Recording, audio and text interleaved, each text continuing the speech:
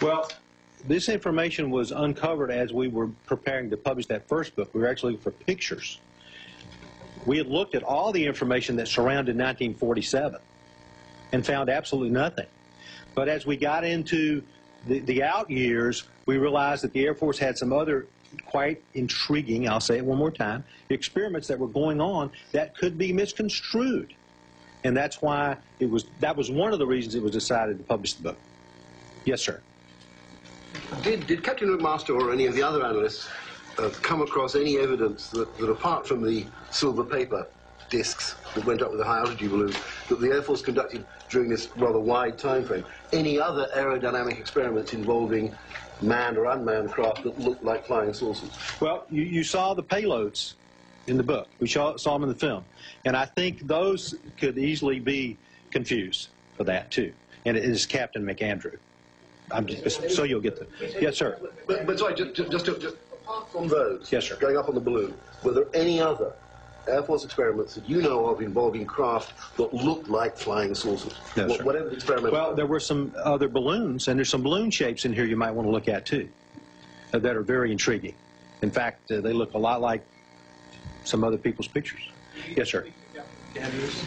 We have time for one more question, and that's it. I think she's going to deal with that question when I finish. One more question. Do you believe in UFOs? First one, no, sir. Why not? Ma'am, I have no reason to believe that they're real. Thank you very much. Thank you, sir. And that's Colonel John Haynes' final word. He does not believe in UFOs after releasing what he hopes will be the final report on the so-called Roswell incident, which inspired many questions, a couple of which the Colonel said was asked of him by his own granddaughter, inspired by the movie Independence Day, which evoked much laughter among the journalists covering today's story of this release of the report on the so-called Roswell incident. A fellow who knows much more about all of this is an investigative journalist by the name of Jim Marrs, and author of the book Alien Agenda, who joined us on the line now. Jim, you heard what the Colonel had to say.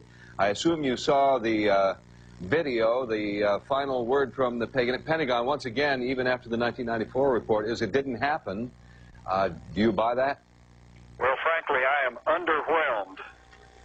It's really incredible that they trot out some old footage from the late 50s and 60s, and just as the Colonel himself said, he said, I don't know what they saw in 1947. And so, again, this is hardly conducive to putting case closed on the front of their report. I have no question about the fact that the Air Force and other government agencies were testing things back in the 50s. There was the Avro car, the Flapjack, that were all saucer-shaped craft, none of which worked particularly well. This has all been well known and been rehashed years ago and put to rest. Now they're dredging it back up, adding dummies, and saying this is probably what everybody saw. Well, all I can say is the only real dummies in this whole thing is anyone who would believe this lame story. Tell us more, Jim, about why you're underwhelmed. You've investigated the situation of UFOs in the United States involving the Air Force. What did they see, or what did they say they see that this would not be that it would not be dispelled by the videotape that we just saw? Well, it's really fascinating, as the Colonel said, and he's probably speaking for the majority of people in the Air Force, and certainly at that news conference. He does not believe in UFOs, but I would point to Air Force documents prior to 1947 that stated that UFOs are real and tangible objects. This attitude only changed after July of 1947 and whatever crashed in the desert of New Mexico. 2 months later, President Truman created the Central Intelligence Agency and the National Security Council, which swept such issues as this away from Congress, the public, and the media, and they kept a very tight and strict secrecy over it right up till now. Unfortunately, even the news media does not seem to understand the background here, as evidenced by the reporter who, when asked Area 51, is that Groom Lake? Well, of course it is, but he didn't know that. You write in your book of documented government deceit and duplicity aided by the reluctance of conventional science to publicly address the evidence. Take government deceit, first of all. Why would the government want to cover this up?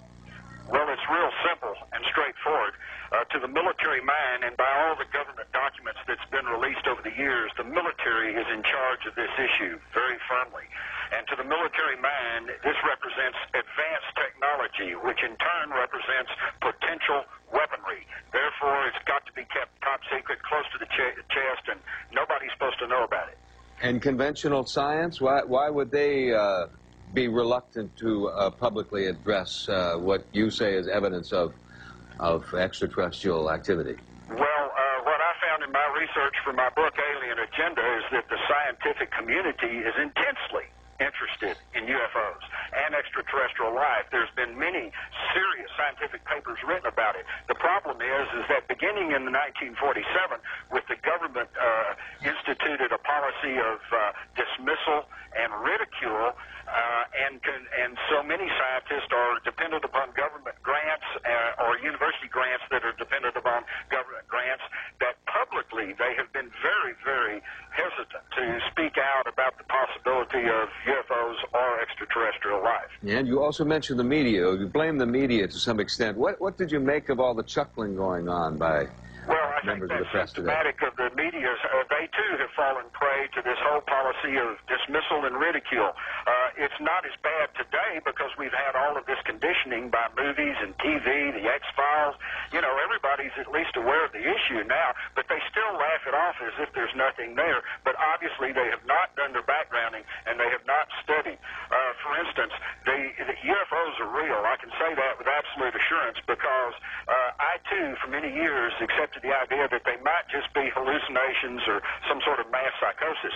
But with the advent of the camcorder, everybody and their dog has a camcorder, and every week that goes by, there's somebody taking very credible footage, video of a UFO, and you can't take a picture of an hallucination.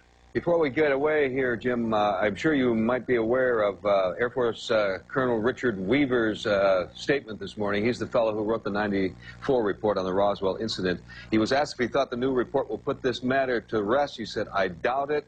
This has become a religion to many people. It's almost a cult, certainly an unbelievable financial opportunity for many folks, so I think this is going to endure." Are you being dismissed as a kook or a profit seeker by Colonel Weaver and others in the military? Well, I don't know. Probably so, but I can assure you that I am not basing my opinions on just some preconceived idea or some religious impulse. This is the result of many years of study, and the facts are there for the people that want to know. And let me simply add that keep in mind that these people who are saying that nothing happened in New Mexico, it was just balloons and dummies, are the same folks that brought you the light at the end of the tunnel in Vietnam in 1968. All right. Jim Marr, author of the book Alien Agenda, an investigative journalist. His specialty is extraterrestrial and UFO activity on this planet. And I'm sure we'll hear more about this story as we go throughout the day. Natalie, back to you.